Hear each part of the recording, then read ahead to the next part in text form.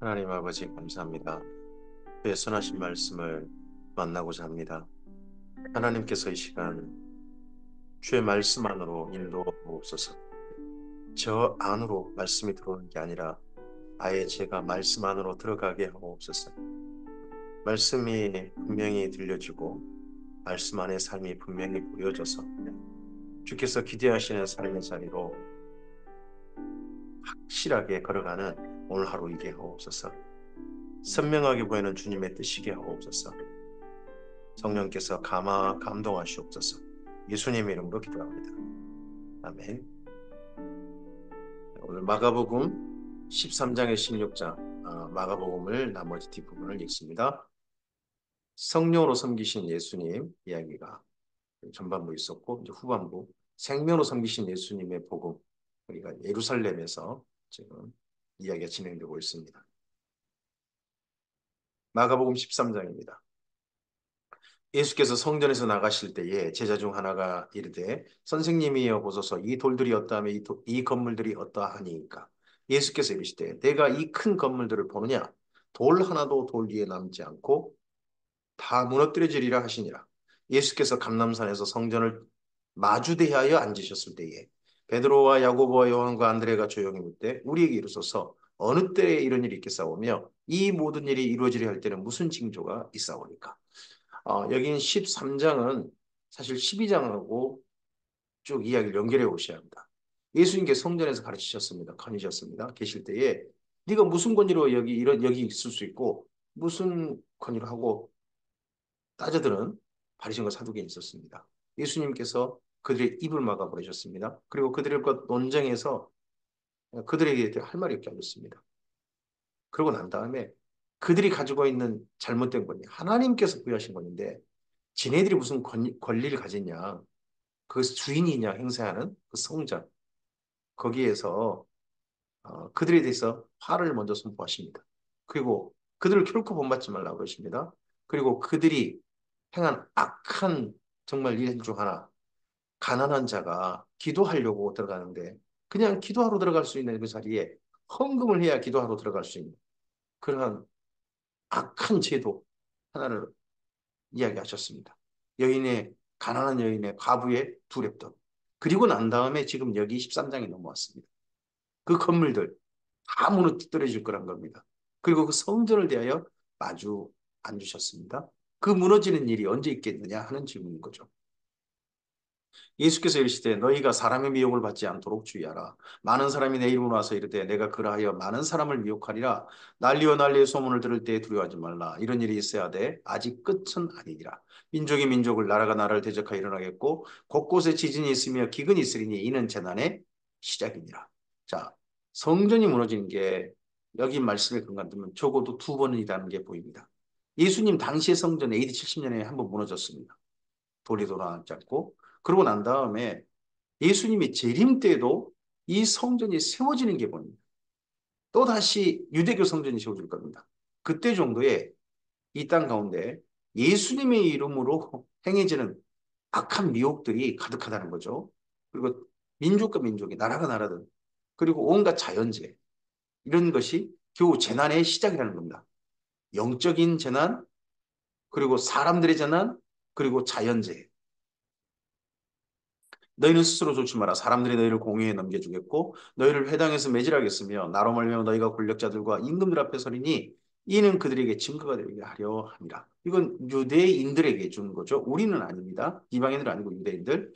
또 복음이 먼저 만국에 전파되어야 할 것이니라. 사람들이 너희를 끌어다가 넘겨줄 때 무슨 말을 할까? 미리 염려하지 말고 무엇이든지 그때 너희에게 주시는 그 말을 하라. 말하는 이는 너희가 아니요 성령이시니라. 이 성령께서 말하게 하시는 거, 말씀을 할 수 있도록 충만하게 역사하셨던 거, 이게 사도행전 속에 있죠. 죽음을 앞두고도 그렇게 하게 하셨던 거. 예, 그런 성령님께서 주님의 재림 때까지 주님의 교회를 도우실 것입니다. 형제가 형제를, 아버지가 자식을 죽는 데 내어주며 자식들이 부모를 대적하여 죽게 하리라. 또 너희가 내 이름으로 말미암아 모든 사람에게 미움을 받을 것이나 끝까지 견디는 자는 구원을 받으리라. 예, 유대인들에게 기독교 유대인들은 끝까지 미움을 받았습니다. 하지만 주께서 그들을 구원하시고 돌보셨습니다. 지금도 메시아닉 주라고 해서 믿는 유대인들이 극히 일부나마 있죠. 멸망에 가져간 것이 서지 못할 곳에 선 것을 보거든 읽는 자는 깨달을진저 그때 유대에 있는 자들은 산으로 도망할지어다. 지붕 위에 있는 자는 내려가지도 말고 집에 있는 무엇을 가지러 들어가지도 말며 밭에 있는 자는 겉옷을 가지러 뒤로 돌이키지 말지어다. 그날에는 아이빈 자들과 젖먹인 자들에게 화가 있으리라. 이 그날이 어떤 날입니까? 성전이 무너지는 날. 성전이 무너지는 날. 그날이 1차적으로 AD 70년이고 그날이 언젠가 예수님의 재림 때 정도에 있을 또 일이겠죠. 이 일이 겨울에 일어나지 않도록 기도하라. 이는 그 날들이 환란의 날이 되겠습니다. 하나님께서 창조하신 시초부터 지금까지 이런 환란이 없었고 그 후에도 없으리라. 만일 주께서 그 날들을 감하지 아니하셨더라면 모든 육체가 구원을 얻지 못할 것이거늘 자기가 택하신 자들을 위하여 그 날들을 감하셨습니다. 주님의 자비하심, 인자하심은 주의 재림 때까지 세상 끝날에도 끝까지 끝에도 여전히 신랄 같지만 주님의 사람들에게는 임하고 있음을 그들을 이해하고 있음을 성경은 말씀합니다. 그때 어떤 사람들이 너희에게 말하되 보라 그리스도가 여기 있다. 보라 저기 있다 해도 믿지 말라. 거짓 그리스도들과 거짓 선지자들이 일어나서 이적과 기사를 행하여 할 수만 있으면 택하신 자들을 미혹하려 하리라. 너희는 삼가라. 내가 모든 일을 너희에게 미리 말하였노라. 모든 일, 시간에 대한 말한 거 아닙니다. 일, 하나님 예수님께서는 일에 대해서 말씀하셨습니다.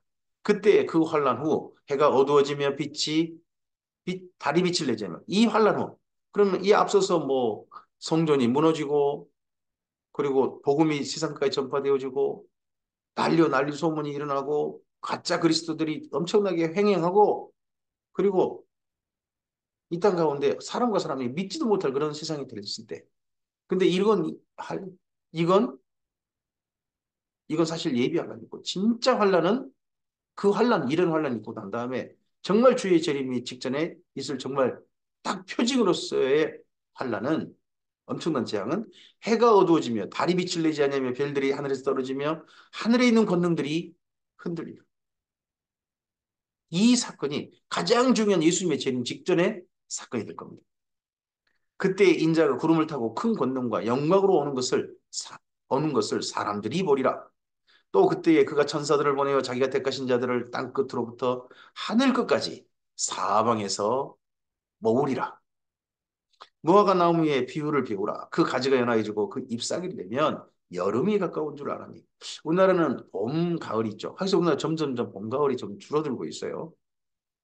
근데 여기 가나안 땅, 가나안 땅 이쪽은 봄, 가을이 없어요. 아예. 그냥 여름 다음에 겨울이고요. 겨울 다음엔 바로 봄이 극히 짧아요. 그 사이 텀이. 그래서 무화과 나무가 싹이 나면 바로 여름인 거예요. 실제로 그렇습니다. 이와 같이 너희가 이런 일이 일어나는 것을 보거든. 중요한 게 뭡니까? 무화과 나무가 중요한 게 아닙니다. 이런 일, 예수님 말씀하신 그런 일들이 일어나는 것을 보거든. 인자가 가까이 곧 문 앞에 이른 줄을 알라. 네, 주의 재림 바로 직전이라는 것. 그래서 우리는 성도들은 성경도 봐야 되지만 사건을 봐야 됩니다. 뉴스를 봐야 됩니다. 내가 진실로 너희에게 말하는 이 세대가 지나가기 전에 이 일이 다 일어나리라. 천지는 없어져 있거나 내 말은 없어지지 아니하리라. 예수님께서 이 말씀하시고 난 다음에 40년이 채 못 돼요. 예루살렘은 멸망합니다. 성전이 무너져 버립니다. 1차적으로 이 시대가 지나가기 전에 일이 다 일어나리라 하는 말씀은 AD 70년에 실제로 이루어졌습니다. 한 세대가 지나가기 전에 유대인들은 40년을 한 세대로 생각하거든요. 그러나 그 날과 그때는 아무도 모르나니 하늘에 있는 천사들도 아들도 모르고 아버지만 아시느니라 주의하라 깨어 있으라. 그때가 언제인지 알지 못하고 우린 때는 몰라요. 그럼 우리는 뭘 보고 주의하고 깨어 있는 겁니까? 네, 시대의 징조입니다. 사건인 거죠. 사건. 가령 사람이 집을 떠나 타국으로 갈 때에 그 종들에게 고난을 주어 각각 사물을 맡기며 문지기에게 깨어 있으라 명함과 같으니 그러므로 깨어 있으라. 집주인이 언제 올는지 혹 저물 때 일는지 밤중일는지 다굴 때 일는지 새벽 일는지 너희가 알지 못함이니라. 그가 호련히 와서 너희가 자는 것을 보지 않도록 하라. 깨어 있으라. 내가 너희에게 하는 이 말은 모든 사람에게 하는 말이니라 하시니라. 그럼 깨어 있는 방법이 뭡니까? 깨어 있는 방법이란 세상이 악해져도 사랑으로 사는 겁니다. 선한 일에 사는 겁니다. 그리고 그리스도가 여기 있다 저기 있다 해도 결코 휘둘리지 아니하고 온전히 바른 신앙 안에 사는 겁니다. 그리고 시대의 징조를 보고 분별하면서 주의 오심을 준비하는 겁니다. 이 시대에 일어난 일들을 그냥 가볍게 전하지 않는 거죠. 그리고 복음이 세상까지 전해진다고 있습니다. 복음 전하는 일에 힘쓰는 겁니다. 바로 이렇게 사는 게 뭡니까? 깨어있는 겁니다. 깨어있으라 내가 너에게 하는 이 말은 모든 사람에게 하는 말입니다. 아시냐? 자, 마가복음 13장, 누가복음 21, 누가복음 16장, 그리고 마태복음 24장, 25장. 여기가 복음서 속에 담긴 종말장이 됩니다. 요한복음 내에는 따로 종말장이 있지 않습니다. 요한복음과 별개로 요한복음 중에 종말복음은 요한계시록이라고 생각하면 되겠죠. 이렇게 사복음서는 모두 다 예수님의 재림, 정말 복음을 이야기하고 있음을 분명하게 선포하고 있음을 계시하고 있음을 우리는 기억해야 됩니다. 마가복음 14장입니다. 이틀이 지나면 유월절과 무교절이라 대제사장들과 서기관들이 예수를 흉기로 잡아 죽일 방도를 구하며 이르되 밀란이 날까 하노니 명절에는 하지 말자 하더라. 이번 유월절에는 죽이지 말자. 본래는 계획이 이러했다는 겁니다. 예수께서 베다니 나병 환자 시몬의 집에서 식사하실 때에 한 여자가 매우 값진 향유고 순전한 나드 한 옥합을 가지고 와서 그 옥합을 깨뜨려 예수의 머리에 부으니 자, 베다니에 예수님께서 보통은 나사론의 집을 가시죠. 근데 거기에 있는 베다니에 있는 나병 환자인데 시몬이라는 사람이 집에 있다. 이 사람이 나병 환자인지 나병이 이미 나은 건지 거기에 대해서는 의견이 좀 분분하긴 합니다만 베다니에 살고 있다. 그럼 베다니가 불가촉 질병이 걸린 예루살렘에서 그런 사람들이 좀 모여 살고 있는 마을이었겠구나 하는 게 좀 짐작이 되죠. 근데 거기에서 예수님께서 한 여인의 향유 부음을 받으셨습니다. 어떤 사람들이 화를 내어 서로 말하되 어찌하여 이 향유를 허비하는가? 이 향유를 300데나리온 이상에 팔아 가난한 자들에게 줄 수 있었겠도다 하며 그 여자를 책망하느니라. 한 데나리온이 하루 꿈짝이니까요. 300데나리온이면 어이구 3천만 원 이상이잖아요. 예수께서 이르시되 가만두라. 너희가 어찌하여 그를 괴롭게 하느냐? 그가 내게 좋은 일을 하였느니라. 가난한 자들은 항상 너희와 함께 있으니 아무 때라도 원하는 대로 도울 수 있거니와 나는 너희와 항상 함께 있지 아니하리라. 그는 힘을 다하여 내 몸에 향유를 부어 내 장례를 준비하니라. 이때 예수님의 그 죽으시기 위해서 오셨는데 예수님의 죽으심을 생각하고 예수님을 위해 주는 사람이 없죠. 제자들도 지금 누가 크냐 이러고 있잖아요. 근데 이 여인이 향유 부음이 예수님께 큰 위로가 되셨던 것 같습니다. 물론 여인은 그런 뜻을 한 건 아니겠죠. 근데 예수님께는 위로가 되셨던 것 같습니다. 내가 진실로 너희에게 이르노니 온 천하에 어디서든지 복음이 전파되는 곳에는 이 여자가 행한 일도 말하여 그를 기억하리라 하십니다. 이 여인은 베다니 마리아죠. 막달라 마리아 아닙니다. 베다니 마리아. 열둘 중에 하나인 가룟 유다가 예수를 넘겨주려고 대제사장들에게 가매 그들이 듣고 기뻐하여 돈을 주기로 약속하니 유다가 예수를 어떻게 넘겨줄까 하고 그 길을 찾더라. 유다가 예수님을 진짜 배신해야 되겠다. 확실하게 마음 먹은 때가 언제입니까? 이 향유 사건이 있고 난 다음입니다. 그러고 난 다음에 유다의 마음이 완전히 예수님을 팔려는 생각으로 확실히 굳어져 버립니다. 참, 우리도 어떤 사소한 사건, 작은 사건 하나 때문에 인생길이 전혀 딴 길로 가는 사람도 있을 수 있습니다. 올바른 길로 돌아온 사람도 있고, 어떤 사람은 아예 올바른 길 가다가 그릇된 길로 확 꺾어져 버리는 사람도 있죠. 그 중에 가룟유다가 있습니다. 오늘 우리에게 일어나는 하루의 사건들은 사소한 사건이 아닙니다. 우리 인생의 길을 바르게 걸어가게 하거나 혹은 길을 바꾸게 하거나 딴 데로 잘못 들게 하거나 어떤 기회가 될지 모릅니다. 주께서 주시는 선한 기회가 되길 바랍니다. 무교절의 첫날 곧 유월절 양 잡는 날에 제자들이 예수께 여짜오되 우리가 어디로 가서 예수 선생님께서 유월절 음식을 잡수시게 준비하기를 원하시나이까 하매 예수께서 제자 중 둘을 보내시며 이르시되 성내로 들어가라. 그리하면 물동이를 가지고 가는 사람을 만나리니 그를 따라가서 합니다. 여기 물동이를 가지고 가는 사람 할 때 사람이 남성형입니다. 보통 물을 들어가는 사람은 여자입니다. 여자들이 물을 들어가죠. 근데 남자가 물을 들어가서 물동이를 여성들이 들고 가는 것처럼 들고 가는 겁니다. 그럼 딱 보이겠죠? 서로 간에 아마 사인이 이렇게 된 것 같습니다. 어디든지 그가 들어가는 그 집 주인에게 이르되 선생님의 말씀이 내가 내 제자들과 함께 유월절 음식을 먹을 나의 객실이 어디 있느냐 하시더라 하라. 이 집이 우리는 마가의 다락방으로 그렇게 기억하고 있습니다.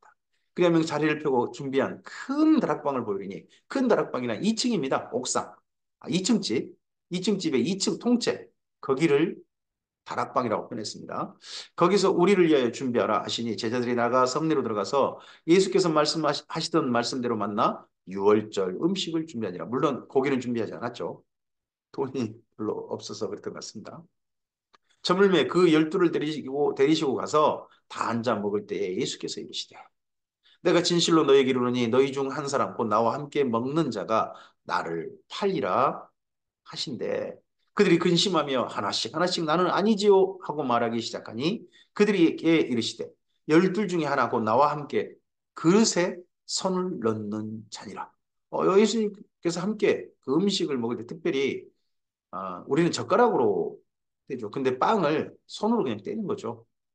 유대인들은 손으로 그냥 떼는데 모르겠어요. 가룟유다가 아침 손 넣을 때 예수님도 함께 넣는지 아니면 그냥 예수님과 함께 음식을 다 함께 떼어 먹는 그 사람 중에 한 사람이란 손인 건지 그건 잘 모르겠습니다만 함께 그릇에 손을 넣는 자. 인자는 자기에 대하여 기록된 대로 가거니와 인자를 파는 그 사람에게는 화가 있으리로다.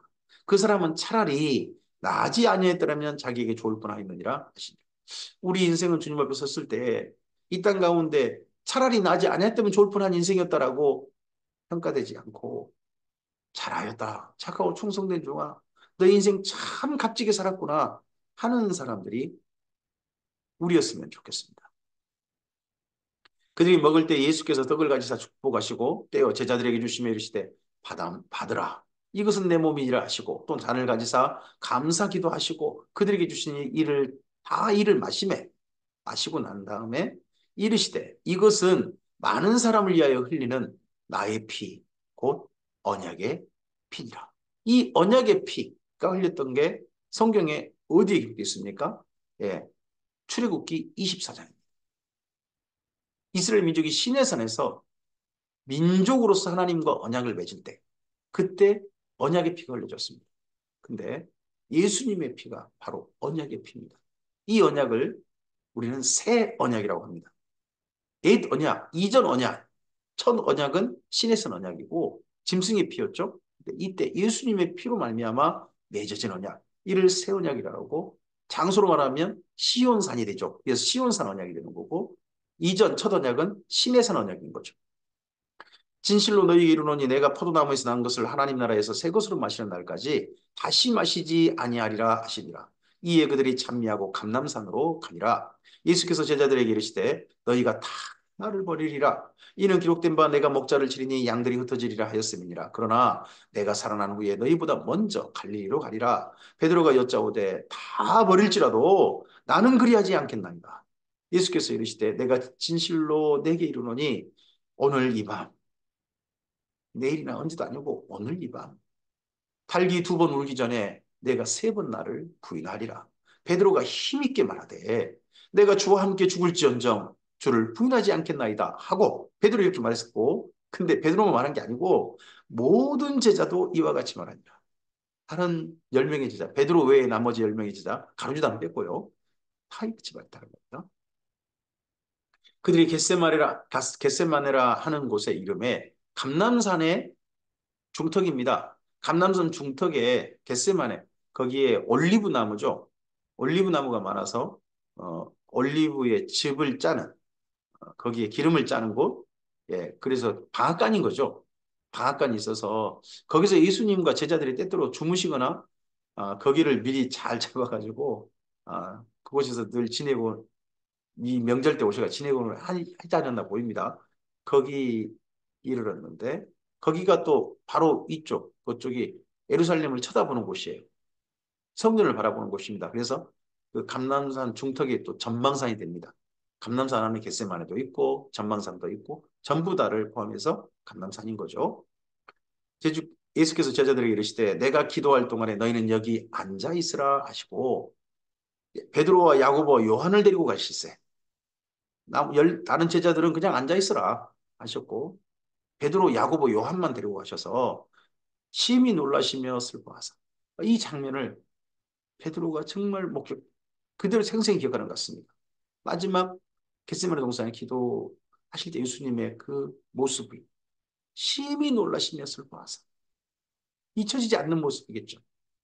말씀하시되 내 마음이 심히 고민하여 죽게 되었으니 너는 여기 머물러 깨어 있으라 하시고 조금 나아가서 땅에 엎드려 될 수 있는 대로 그때가 자기에게 지나가기를 구하여 이르시되 아빠 아버지여 아버지께는 모든 것이 가능하오니 이 잔을 내게서 옮기시옵소서. 그러나 나의 원대로 마시옵고 아버지의 원대로 하옵소서 하시고 돌아오사 제자들이 자는 것을 보시고 베드로에게 말씀하셨습니다. 이 기도를 누가 들었는지 모르겠습니다. 예수님께서 이렇게 기도하셨던 걸 누가 들었는지.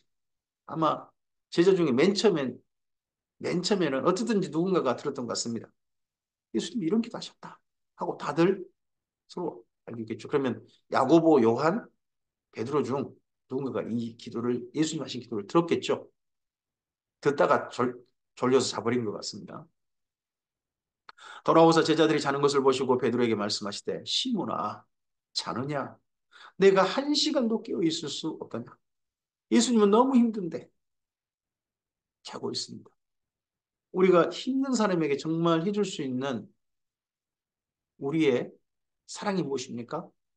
곁에서 손 잡고 그를 지켜주는 겁니다. 그 곁에 머물러 있는 겁니다. 예수님도 이 마지막 기도에는 옆에 누군가가 예수님께서 지금 고민하여 슬퍼하고 고민하는데 그래도 그 마음은 모른다 할지라도 옆에 누군가 있어주길 바라셨죠? 시몬아 자느냐? 내가 한 시간도 깨어 있을 수 없더냐? 시험에 들지 않게 깨어 있어 기도하라. 마음에는 원이로되 육신이 약하다 하시고 다시 나아가 동일한 말씀으로 기도하시고 다시 오사 보신즉 그들이 자니 이는 그들의 눈이 심히 피곤함이라. 그들이 예수께 무엇으로 대답할 줄을 알지 못해서 정말 너무 죄송스럽고 황송하고 유구무원인 거죠. 입에 열 개라도 할 말이 없는 예수님이 그렇게 부탁하시는데 그들은 자버린 겁니까? 세 번째 오사 그들에게 이르시되 이제는 자고 쉬라. 그만 되었다. 때가 왔도다. 보라 인자가 죄인의 손에 팔리느니라. 일어나라. 함께 가자. 보라 나를 파는 자가 가까이 왔느니라. 예수님께서 세 번이나 세 번이나 따로 기도하셨다. 따로 기도하셨다 하는 것이 보입니다. 예수께서 말씀하실 때 곧 열둘 중에 하나인 유다가 왔는데 대제사장들과 서기관들과 장로들에게 파송된 무리가 검과 몽치를 가지고 그와 함께 하였더라. 예수를 파는 자가 이미 그들과 군호를 짜이르되 내가 입맞추는 자가 그이니 그를 잡아 단단히 끌어가라. 예수님을 잡아서 끌어가라. 그렇게 표현한 게 아니라 단단히 끌어가라. 참 슬픈 표현이죠. 이에 와서 곧 예수께 나와 랍비여 하고 입을 맞추니 그들이 예수께 손을 대어 잡거늘 곁에 서 있는 자 중에 한 사람이 칼을 빼어 대제사장의 종을 쳐 그 길을 떨었더니라. 이 한 사람이 칼을 빼어서 쳤다 하는 그 사람이 베드로죠. 다른 복음서에 보면 그리고 그 기가 잘린 사람 그 사람이 말고라고 이름이 되어 있습니다. 예수께서 무리에게 말씀하여 이르시되 너희가 강도를 잡는 것 같이 검과 몽치를 가지고 나를 잡으러 나왔느냐? 내가 날마다 너희와 함께 성전에 있으면서 가르쳤을 때 너희가 나를 잡지 아니하였도다. 그러나 이는 성경을 이루려 함이니라 하시더라. 청년들이 다 예수를 버리고 죄송합니다. 제자들이 다 예수를 버리고 도망합니다. 한 청년이 벗은 몸에 배 혼니부를 두르고 예수를 따라가다가 무리에게 잡히매 배 혼니부를 버리고 벗은 몸으로 도망하니라. 이 청년이 누군지 몰라요. 그런데 일부러 이 내용이 기록되어 있어요. 마가복음에. 그래서 뭐 그렇다 하는 학자도 있고 다른 학자도 있습니다만은 저는 이 청년이 마가 요한이라고 생각합니다. 자기의 일부러 부끄러운 이야기를 일부 썼다고 생각합니다. 솔직하거든요. 베드로가 솔직한 것처럼 베드로의 통역을 했던 마가 요한도 솔직한 사람일 겁니다. 영향을 받으니까요. 그들이 예수를 끌고 대제사장에게로 가니 대제사장들과 장로들과 서기관들이 다 모이더라. 베드로가 예수를 멀찍이 따라가 대제사장 집 뜰 안까지 들어가서 아랫사람들과 함께 앉아 불을 쬐더라. 그래도 베드로는 따라가기라도 했어요. 다른 데는 도망치고 아예 여기 대제사장 집에 가지도 않았는데 베드로가 얼마나 예수님 사랑했는지가 보이죠. 대제사장들과 온 공회가 예수를 죽이려고 그를 칠 증거를 찾되 얻지 못하니 이 대제사장 집에 모인 이 장로들과 대제사장들과 서기관들의 모임 자체가 공회, 아니 국회 의사당에서 한 것도 아니고 딴 데서 하는데 공회가 되어버렸습니다. 이는 예수를 져서 거짓 증언하는 자가 많으나 그 증언이 서로 일치하지 못하니라. 어떤 사람들이 일어나 예수를 쳐서 거짓 증언하여 이르되 우리가 그의 말을 들으니 손으로 지은 이 성전을 내가 헐고 손으로 짓지 아니한 다른 성전을 사흘 동안에 지으리라 하더라 하되, 이런 말씀이 일부러 들어있죠. 여기 마가복음에 그전에는 없어요. 이 말씀은 예수님의 이 말씀은 요한복음에만 있습니다. 근데 마지막 증언, 거짓 증인들, 그들의 말 속에 이게 등장해요. 이 말이 사실이란 거죠. 예수님께서 손으로 짓지 아니해서 다른 성전을 사흘 만에 짓겠다 하면 모든 믿는 유대인들, 믿는 기독인들은 다, 예수님의 3일 만에 다시 부활하심이 교회를, 교회라는 건축, 교회라는 성전을 짓기 시작하는 그 일이구나 하고 깨닫는 거죠. 그 증언도 서로 일치하지 않더라. 대제사장이 가운데 일어서서 예수에게 물어 이르되 너는 아무 대답도 없느냐? 이 사람들이 너를 치는 증거가 어떠하냐 하되 침묵하고 아무 대답도 아니하시거늘 대제사장이 다시 물어 이르되 내가 찬송받을 이의 아들 그리스도냐? 이 질문에 대해 예수님께서 피하지 않으셨습니다. 예수께서 이르시되 내가 그니라. 인자가 권능자의 우편에 앉은 것과 하늘 구름을 타고 오는 것을 너희가 보리라 하시니, 이 너희라는 사람은요, 뭐 나중에 부활해가지고 지옥 가기 전에 본다는 사람일 수도 있겠죠. 그와 함께 유대인들은 끝까지 이 세상 끝까지 생존하겠죠. 그래서 예수님께서 재림하시는 광경을 볼 사람 중에 유대인들은 있는 거라고 저는 봅니다. 유대인들은 있다. 그때까지 생존한다. 대제사장이 자기 옷을 찢으며 이르되 우리가 어찌 더 증인을 요구하리요 이 신성 모독하는 말을 너희가 들었도다. 너희는 어떻게 생각하느냐 하니 그들이 다 예수를 사형에 해당한 자로 정죄하고. 사형? 아니, 자기를 메시아라고 했다고 사형에 해당한다? 그건 종교적인 문제지. 이건 뭐 로마 법에 의한 건 아니잖아요. 근데 자기가 메시아라고 하면 그건 자기가 유대인 다윗의 후손으로 유대인의 왕으로 온다는 거다. 유대인의 왕으로 오면 로마에 대한 반역이다. 이렇게 주장하고 싶은 거겠죠. 어떤 사람은 그에게 침을 뱉으며 그의 얼굴을 가리고 주먹으로 치며 이르되 선지자 노릇을 하라 하고 하인들은 손바닥으로 치더라. 더 모욕적인 행동이죠. 베드로는 아랫뜰에 있더니 대제사장의 여종 하나가 와서 베드로가 불 쬐고 있는 것을 보고 주목하여 이르되 너도 나사렛 예수와 함께 있었도다 하거늘 베드로가 부인하여 이르되 나는 내가 말하는 것이 무엇인지 알지도 못하고 깨닫지도 못하겠노라 하며 앞뜰로 나갔어요.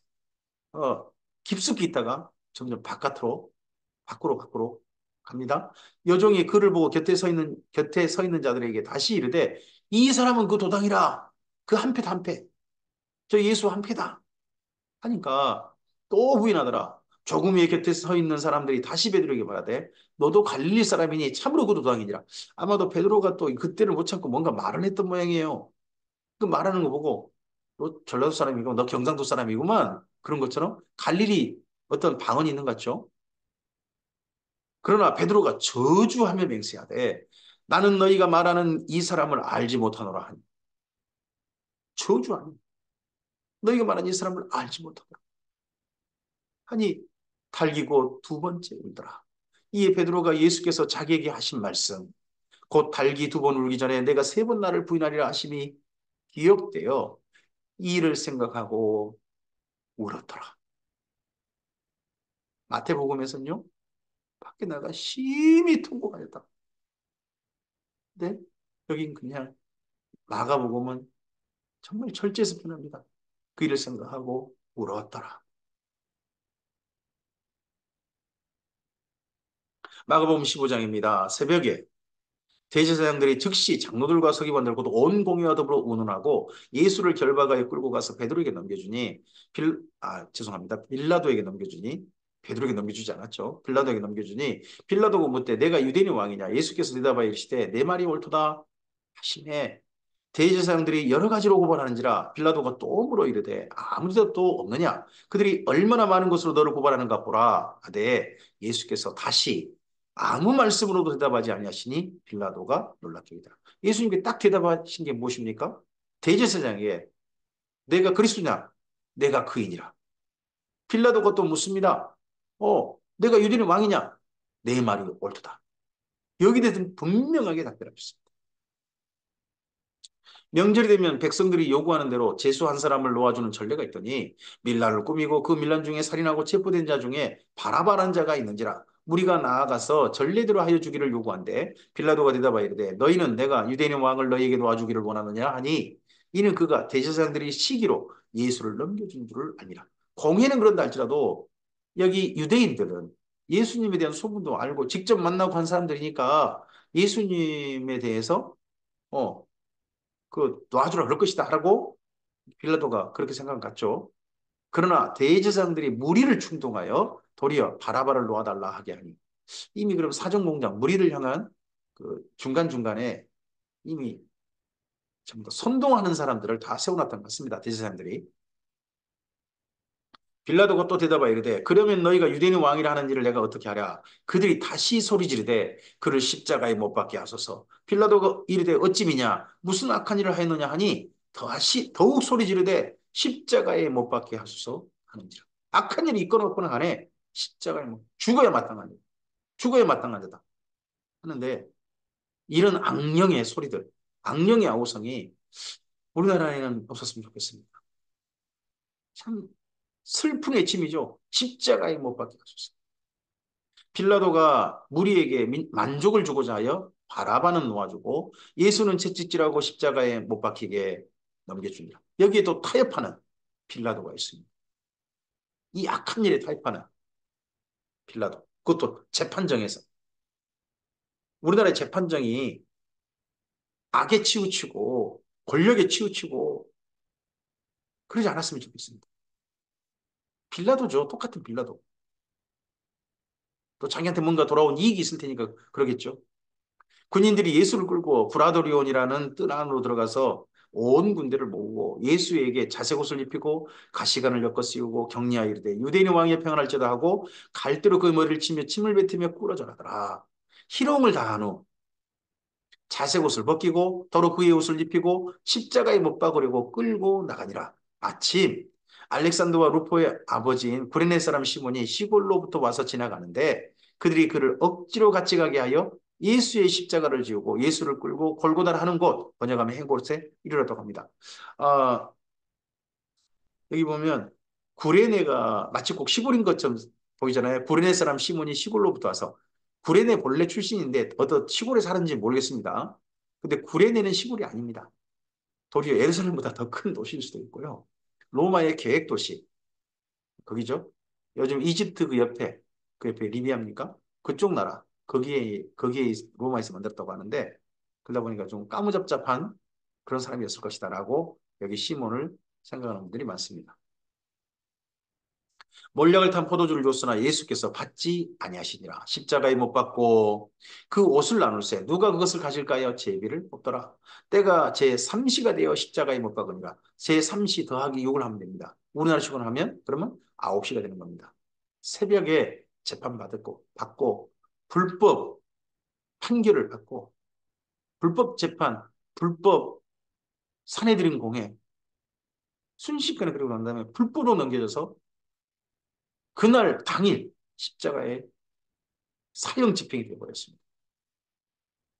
우리나라 예전에 악을 저질렀던 정권의 악, 억울한 사람을 순식간에 몰아가지고 여론몰이 하려고 죽여버렸던 사형 집행했던 그런 사건이 떠오르기도 합니다. 그 위에 있는 제패에 유대인의 왕이라 썼고 강도들을 예수와 함께 십자가에 못 박으니 하나는 그의 우편에 하나는 좌편에 있더라. 지나가는 자들은 자기 머리를 흔들며 예수를 모욕하려되 아하 성전을 울고 사흘에 짓는다는 자여 내가 너를 구원하여 십자가에서 내려오라 하고 그와 같이 대제사장들과 서기관들과 함께 희롱하며 서로 말하되 그가 남은 구원하였을 때 자기는 구원할 수 없도다. 이스라엘 왕 그리스도가 지금 십자가에 내려와 우리가 보고 믿게 할지어다 하며 함께 십자가에 못 박힌 자들도 예수를 욕하더라. 다 예수님을 욕하는 유대인들로만 그 골고다에서도 가득합니다. 예수님을 향해 우는 소리는 그 자리에서 들리지 않습니다. 슬퍼하는 사람은 그 소리도 들리지 않습니다. 예수님을 희롱하고 욕하는 자의 손으로만 그 자리가 가득합니다. 제6시가 되면 더하기 하면 12시죠. 온 땅에 어둠이 임하여 제9시까지 기도하세요. 9시면 오후 3시가 됩니다.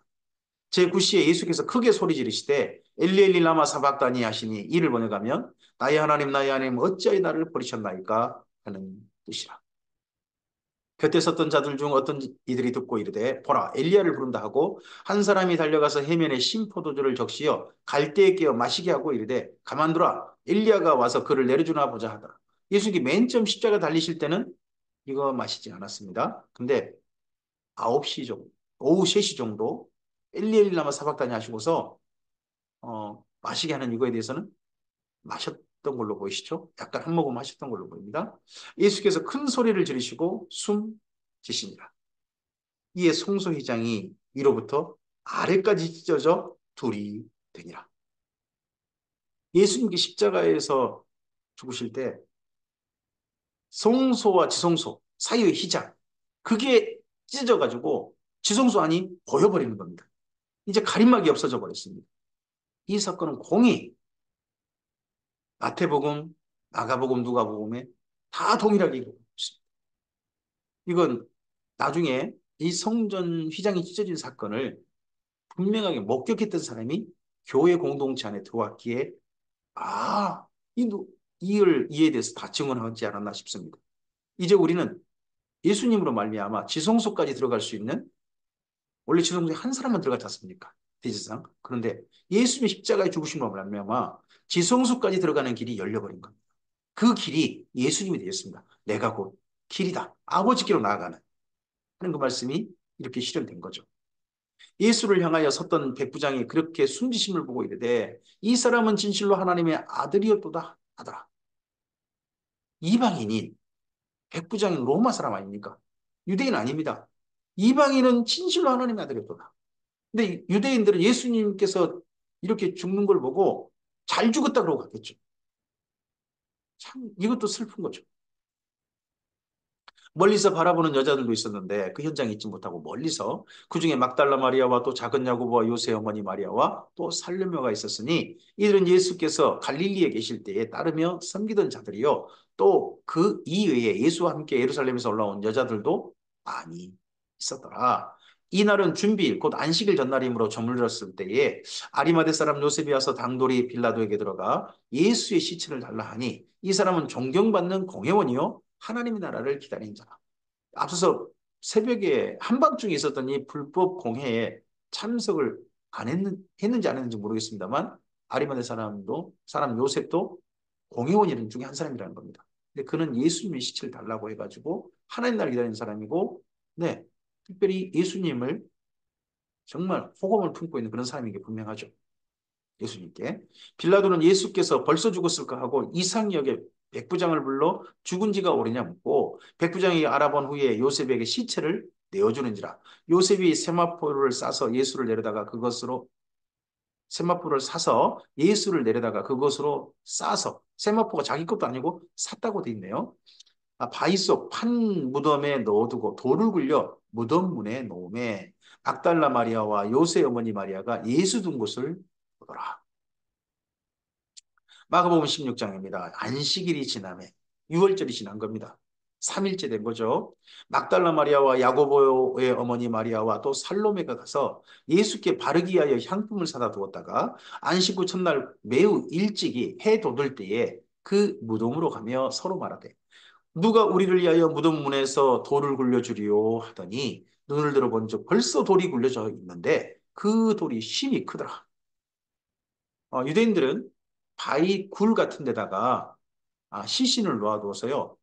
그 시신의 살이 다 썩을 때까지 둔다고 합니다. 그러다가 뼈만 남으면 그 뼈를 잘 추스려서 조상들 적부터 한 가족묘가 있는 거죠.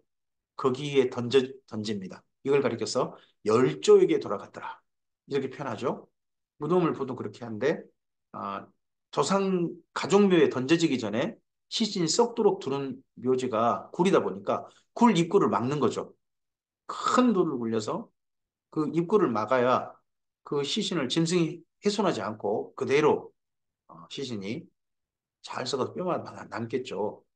보존하기 위해서 그런 방법을 쓰는데 그 돌이 원래 컸다는 겁니다. 여인들이 그 옮길 수 있는 돌이 아니었다는 거죠. 근데 이 그 돌이 옮겨져 있었다는 겁니다. 무덤에 들어가서 흰옷을 입은 한 청년이 우편에 앉은 것을 보고 놀라매 무덤에는 한 청년이 있었다고 되어 있습니다. 이 청년이라고 하는 사실 천사였던 거죠. 청년이 이르되 놀라지 말라. 너희가 십자가에 못 박히신 나사렛 예수를 찾는구나. 그가 살아나셨고 여기 계시지 아니하니라. 보라 그를 두었던 곳이니라. 가서 그의 제자들과 베드로에게 이르기를. 그의 제자들과 베드로에게 이르기를. 예수께서 너희보다 먼저 갈릴리로 가시나니 전에 너희에게 말씀하신 대로 너희가 거기서 배우리라 하라 하는지. 아마도 베드로는요. 제자들이 함께 있었던 숨어 있었던 그곳에도 있지 않고 혹시 따로 있었는지 모르겠습니다. 그래서 베드로에게 이르기를 일부러 또 이렇게 한 건지 아니면 마가복음이 베드로의 증언이다 보니까 또 이렇게 했는지도 모르겠고요. 여자들이 몹시 놀라 떨며 나와 무덤에서 도망하고 무서워하여 아무에게도 아무 말도 하지 못하더라. 천사들과 전하라고 했는데 말도 못하고 그랬다는 거죠. 근데 그 중에 한 여인 막달라 마리아가 이 소식을 전했던 것 같습니다. 여기 8절까지 있고 난 다음에요. 그 다음 9절부터 보면 마지막 절까지 큰 꺽쇠 안에 있습니다. 어떤 사본에는 없다는 거죠, 이 부분이. 근데 아주 중요한 내용이죠. 근데 읽어보면 9절 이하로 보면 누가복음의 증언과 상당히 유사합니다. 예수께서 안식 후 첫날 이른 아침에 살아나신 후 전에 일곱 귀신을 쫓아내어 주신 막달라 마리에게 먼저 보이시니 마리아에게 가서 예수와 함께 하던 자들 사람들이 마리아가 가서 예수와 함께 하던 사람들이 슬퍼하며 울고 있는 중에 이 일을 알림해 그들은 예수께서 살아나셨다는 것과 마리아에게 보이셨다는 것을 듣고도 믿지. 여기 중요한 내용이 뭐냐? 뒷부분에 제자들은 믿지 못했다는 겁니다.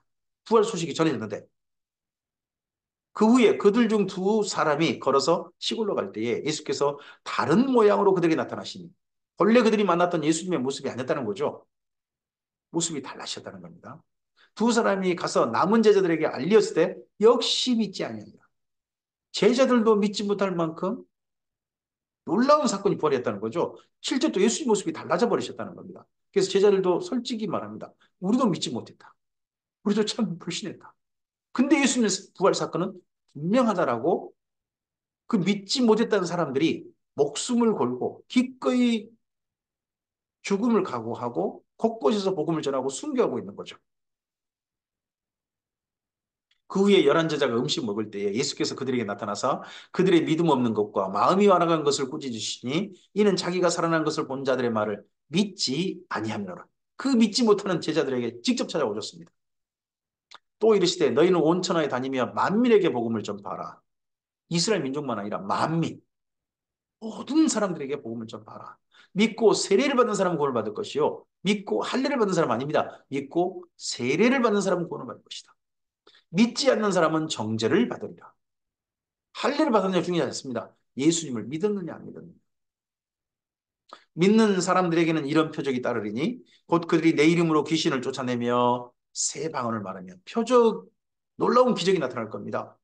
귀신을 쫓아내고 새로운 방언을 말할 것이며 뱀을 집어 올리며 무슨 독을 마실지라도 해를 받지 아니하며 병든 사람에게 손을 얹은 즉 나으리라 하시더라. 방언을 실제 했던 사건이 언제입니까? 오순절 성령 강림 때 사건입니다. 그때 그들이 경험했습니다. 고넬료의 집에서도 경험했죠. 그리고요, 네, 에베소에서 바울도 경험했습니다. 실제 그런 사건이 표적으로 나타났죠. 뱀을 집어 올렸을 때 죽지 않는 사건, 예, 바울이 경험했지 않습니까? 멜리데 섬에서, 몰타 섬에서 경험했지 않습니까? 실제 이런 일들이 경험되어졌습니다. 주 예수께서 말씀을 마치신 후에 하늘로 올려지사 하나님 우편에 앉으십니다. 승천하셔서 하나님 우편에 앉으셨습니다. 마가복음 맨 끝이 예수님의 승천으로 마무리합니다. 그리고 나서 제자들이 나가 두루 전파할세 주께서 그런 이 전파하는 제자들과 함께 역사하사 그 따르는 표적으로 말씀을 확실히 증언하시니라. 자, 제자들은 뭘 합니까? 말씀을 전파합니다. 그런 제자들과 주께서 함께 하셔서 이 증언이 확실하다라고 그들을 도우셨습니다. 도우신 게 뭡니까? 표적입니다. 오늘도 주의 복음을 전하는 자들에게, 주의 말씀을 전하는 자들에게 주께서는 표적으로 도우시고 함께 하실 걸로 믿습니다. 이러한 주님의 도우심이 주님의 다시 오심일 때까지 지속될 걸로 믿습니다. 오늘 여기까지 말씀 마가복음 마치고 이제 내일은 누가복음으로 들어가도록 하겠습니다. 이러한 마태복음, 마가복음이 쓰여지고 난 다음에 이제 베드로의 증언, 이런 증언까지 다 듣고서 자기가 수집한 그런 자료를 가지고 이제 누가복음이 그다음 새롭게 복음을 정리해서 기록되어집니다. 어, 마가복음을 마무리하고 있습니다. 예수님께서 생명으로 섬기셨습니다. 생명으로 섬기신 그 예수님의 길이 많이 애로우셨습니다. 제자들도 버렸고 모든 유대인들도 예수님을 욕하는 무리로, 희롱하는 무리로 예수님을 둘러쌌습니다. 근데 그들을 위해서 목숨을 바치셨습니다. 우리가 알지 못하는 때에 예수님께서는 우리를 사랑하셔서 이렇게 목숨을, 그 보혈을 다 흘리시고 길을 열어놓으셨습니다. 하나님 아버지 앞에로 나가는 길. 우리가 기꺼이 예수님의 이 사랑을 감격으로 받아서 아버지께로 나아가는 오늘이었으면 좋겠습니다. 그리고 이 하루 주께서 부탁하셨던 것처럼 깨어있는 삶을, 주님께서 성령으로 생명으로 섬기셨던 것처럼 우리도 우리 안에 역사하시는 성령님으로 우리의 생명을 태워서 주님처럼 사랑하고 섬기는 오늘 하루를 살기를 소원합니다. 주께서 함께 하시길 바랍니다. 감사합니다.